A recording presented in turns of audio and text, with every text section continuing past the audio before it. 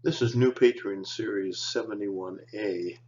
I'd like to elaborate on what I consider to be an authentic statement of YESHUA, that there is divine light within a man of light. So let's examine this statement. Is this an authentic teaching of YESHUA?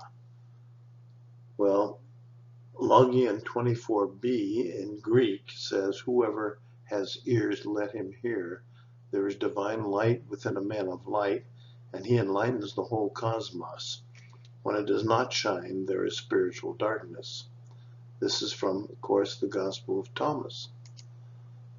Now, man of light seems to be a special Coptic title for an enlightened Gnostic or pneumatic. The word is remoyen, man of light, on the model of the traditional title for a wise man, Remenhet, meaning man of heart.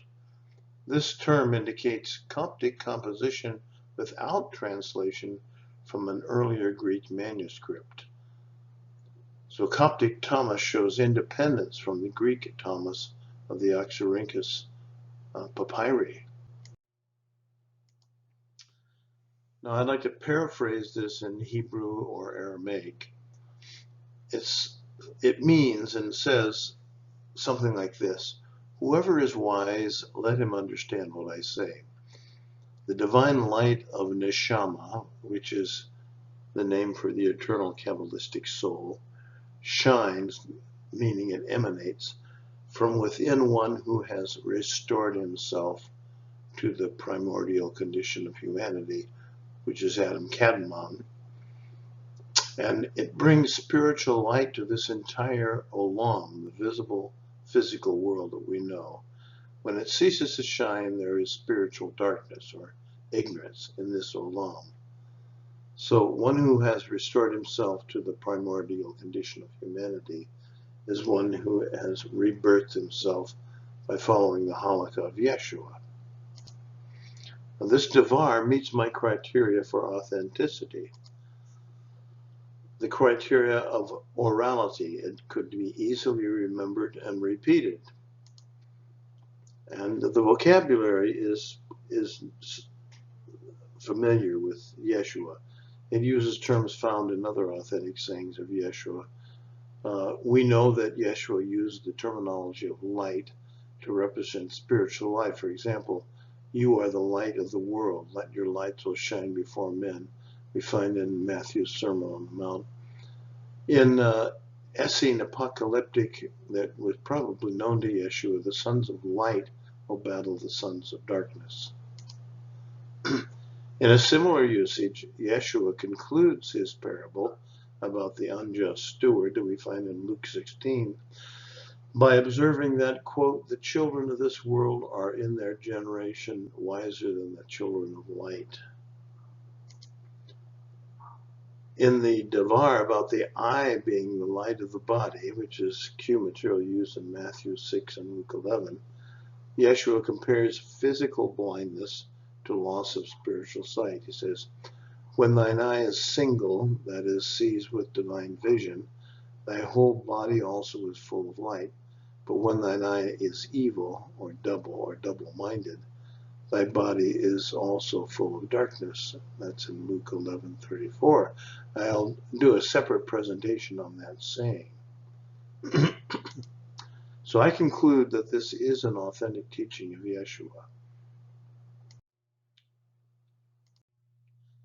How was it interpreted by Gnostics who compiled the Gospel of Thomas, we might ask? Well, Logion 24 includes the following introduction. "His disciples said, 'Show us the eon where you dwell, for we are impelled by ananke,'" which is the Greek term for cosmological fate or astrological destiny. "We are impelled by ananke to seek it." Well, this cosmological eonology was probably originated by Valentinus or Valentinius in 2nd century Rome. He had been a catechumen of the brilliant Christian philosopher Basilides in Alexandria and was familiar with the writings of the Jewish philosopher Philo. Valentinus claimed to have been a student of Theudas, one of Paul's close disciples, and therefore privy to the initiatic teachings of St. Paul. So this teaching of Valentinus and probably Basilides looks at creation in this way. Originally there is the Ogdoad, the seventh heaven, with Bithos, which is depth or profundity, and Sige or Enoia, which is silence or idea, and they bring forth nous, mind, and Aletheia, truth, and that brings forth Logos, the word, and Zoe, life, life and light, and they bring forth Anthropos and church, ecclesia, and then there is a decad of Bithios and Nixia. There is Agoratus, the unaging or undecaying, and Henosis, the union. These are opposites. Autofude, self-existent, and Neodone, pleasure or bliss. Akinetos, which is immovable, or Synchrasis, which is blending. And there is a Monogenes, which is the only begotten, and Makaria, happiness. And this produces the dodecad of Parakletos, that is the comforter, helper, and Pistis, faith. Patrikos, that's the paternal, and Zippis, which is hope. Metrikos, which is maternal, and Agape, which is love. Ionos, or praise or everlasting, and Synesis, intelligence and understanding. Ecclesiasticus, or ecclesiastical, and Macariates, or happiness or bliss, and Theletos, or willed, something that's willed or longed for, and Sophia, which is wisdom. This is the dodecad. So we have the Ogdoad, the decad, and the dodecad. And this is a whole system of eonology that was developed by Valentinus, probably through Basilides. Now, many scholars have remarked on the resemblance of the pleroma of ions to the 32 paths of wisdom in the emanation of cosmos found in the pre-Kabbalistic Sefer Yetzirah of the same Hellenistic period. We have Malkuth, which is fallen. This is what we call the fallen Sephirah. The idea is that there is a lightning flash that creates this tree, and this lightning flash is illustrated with this dark figure. It looks like a zigzag on the lower right hand, and it starts with Keter and goes to Chachma, and from Chachma to Bina, and etc., and finally all the way to Malkuth. Now, here the disciples ask Yeshua, who is understood to be a cosmic Gnostic redeemer from the Pleroma, which of the great eons is his dwelling place?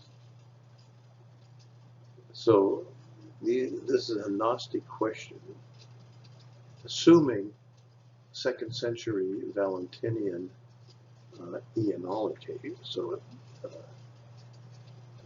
that part of the saying is obviously written by the Gnostic writers of Thomas. So they want to know which of the great eons is his dwelling place. And in the many versions of the Valentinian Pleroma that were taught by different Gnostic sects, the eon of Christ was located differently. In the original Pleroma of Valentinus, the Ogdoad is the 8th heaven, of the Hermetics the location of fixed stars in the zodiac. The decad and dodecad with it comprise a total of 30 eons, or eternal verities. Which of these, they ask, is the dwelling place of the Christ? The reason given here is that the predestined astro-cosmological necessity, ananke, destiny, compels them to return to the eon of the Christ. Now, this kind of predestination is not what Paul describes in his epistles for the elect. Predestination by divine intention from before creation is what Paul talks about. But they're not talking about predestination to a certain eon. So are these then the many mansions of John's Gospel?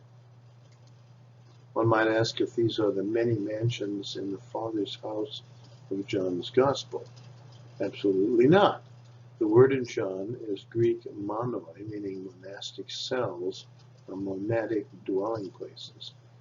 The reference in John seems to be to the androgynous divine monads or angels, or the Kabbalistic neshemot or souls of the Olam of God, which is the heavenly kingdom, or Malkuth of God. Quite different. The Valentinian and Thomasian eons are dyadic pairs that generate the ones below them, as we find in ancient Egyptian or Greek cosmogenesis.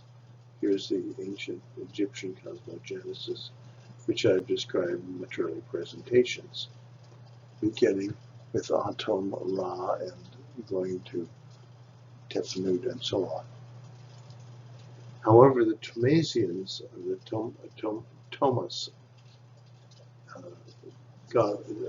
Thomas Christians, must have known the Gospel of John and the opening hymn to the Logos. Thomas Gnostics were influenced by the Christology reflected in the opening hymn in 25 instances of, quote, light and cosmos terminology of John's Gospel found in the Logos hymn of chapter 1. In the beginning was the Logos, and the Logos abided in the presence of God, and the Logos was a divine being. All things were formed by him. Divine life was generated through him, and divine life was the light of mankind, the light of life. Here we have on the right-hand side the Greek, showing you the translation, NRK in logos, kahalogos in pros, ton theo, kaitheos en of logos. In was the logos. So both Johannine and Thomasian traditions, although they were competitive in Asia Minor, were both rooted in the Christianity of Syria and Asia Minor. Thus, the answer implied in Thomas Logion 24b is that the eon where Christ dwells is the Logos. So what are the implications of Logion 24b, the authentic part, not the created part or the composed part by the Thomasians? Well, first, since Logion knows the light vocabulary of YESHUA, and the dove rim of YESHUA and Thomas have been shown to be rooted in authentic teachings like those in Q, it implies that the Logos hymn of John was also rooted in the historical teachings of YESHUA. Second, since the term man of light seems to be a special Coptic title for an enlightened Gnostic, indicating Coptic composition without translation from an earlier Greek manuscript, it seems to be based upon YESHUA's original Aramaic term for a perfected human disciple who reflects Adam Kadmon, i.e. humanity before the fall, one who has restored himself completely Third, it implies that when the saints are absent from the world or not active in human affairs or reform, the world remains in darkness, that is, spiritual ignorance. I'm referring you to the Wikipedia article on Tzaddikim Nistarim. At any given time, there are at least 36 holy persons in the world who are Tzaddikim. These are saints. These holy people are hidden. That is, nobody knows who they are. According to some versions of the story, they themselves may not know who they are. For the sake of these 36 hidden saints, God preserves the world, even if the rest of humanity has degenerated to the level of total barbarism. And finally, it reinforces my assertion that in my new Patreon series, number 18, that YESHUA taught a path of self-liberation and transformation from humanity to divinity.